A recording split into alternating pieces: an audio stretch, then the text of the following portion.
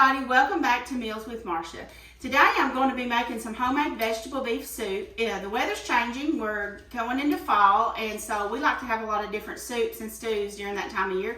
So I thought I would share a recipe that my family really likes. It's semi-homemade is what I would think it would be called, because I do just use a lot of store-bought canned stuff, but it tastes really, really good. It's better than what you could just buy in a can. So I'm just going to go through what we're going to use in it, and then I'm going to take everything over the stove, and I'm going to come back and show you how we get it all put together, okay? All right, first of all, I took a medium onion, about this size, and I just chopped it up fine to medium, and it's in my pot.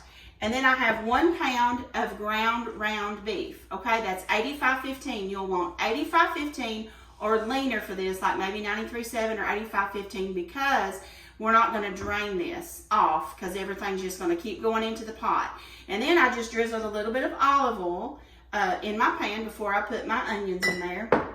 And I'm going to salt and pepper this. This is my new salt and pepper container. I'm going to get a little salt, put in there, a little pepper. And I may do a little more later. And then I will be also adding, as we go, I'm going to add some garlic powder, some seasoned salt. I've got tomato paste, I've got some cooking wine, chicken broth, sliced potatoes, sliced carrots, corn on the cob, Lord, whole kernel corn, I'm sorry, green beans, and tomatoes. Now, I'm going to drain the green beans, the corn, potatoes, and the carrots, but I will not drain the tomatoes. So anyway, I'm going to take this over to the stove, and I'm going to get it started, and when I come back, I'm going to show you how we put all this together, okay? I'll talk to you in just a few minutes. Hey everybody, welcome back. Okay, now I've got my eye set to medium high, and I've got my onions and my ground beef cooked. Now I'm just going to deglaze this pan with the cooking wine. I'm going to use a ½ cup of this cooking wine. And everybody's skeptical about cooking with cooking wine, but the alcohol's going to cook right up. It gives us a real good flavor. It's about a ½ cup, maybe a little more. Yeah, about a ½ cup. Okay, we're just gonna let that go. Just let that simmer for just a minute. I'm gonna leave it on medium-high still, okay? Just gonna let that deglaze and let that cook out. And then I'm gonna go ahead and add the tomato paste. It's a small little 6-ounce jar of tomato paste. Get that in there.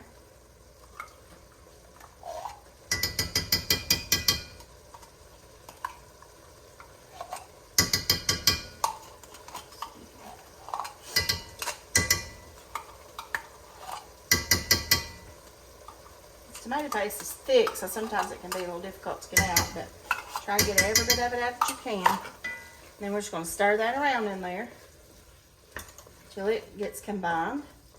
And now at this point, I'm going to add some garlic, and I'm going to add some seasoned salt to it. And when I get done with everything else, I'll taste and see if it needs a little bit more pepper or salt. I added that at the beginning when we started. So let's get some seasoned salt in there, a couple of dashes. And then I'm going to turn this down to about medium now since I got that in there. Do some garlic powder, maybe a teaspoon or so. All right, yeah. And the thing happens when you're working with cast iron is it holds heat. So once it starts getting hot, it is hot, and it just keeps getting hotter and hotter. It really holds heat. So you got to turn it down. So like I said, we're on medium. Now I'm going to add my diced tomatoes. And then I'm going to add my chicken broth. And people's like, that's weird to put chicken broth in vegetable beef soup, but it's really delicious. Now, if you prefer beef broth, you can. And this is a 32-ounce box. So just add the whole thing. Yeah, let's turn that back up just a little bit. To one more notch, maybe medium. There. Instead of medium low, go medium high. All right. See how rich that looks when you put that broth in there. And then we're just going to add our vegetables. I usually do potatoes last, but I will go ahead and do my corn. And this is whole kernel corn and my green beans. My cans look crazy. My can opener broke, and we're having to use a little manual can opener, so it's kind of made a mess here. Okay. All right, then we're going to do corn, carrots. I keep getting my carrots wrong. And then stir that up. It's looking good. And then we're going to put our potatoes in. Now you can easily double this recipe if you want to. You just do 2 cans of each vegetable, or if you wanted to add some, cook some celery and onions together when you're doing this soup, if you like celery. My family won't really like it. I mean, they'll eat it in dressing or whatever during Thanksgiving, but it's not their favorite. Or if you want it to be heartier with more meat, you can do 2 pounds of meat. Like I said, if you like green peas, whatever kind of vegetables you like, this is just what my family likes. All right, so let me get me a spoon over here, and I want to taste of that broth and see if it seems like it's seasoned well enough. And if it's not, I'm going to put some more salt and pepper. I'll be right back. Okay, put it in here. I think it needs a little bit more salt and pepper.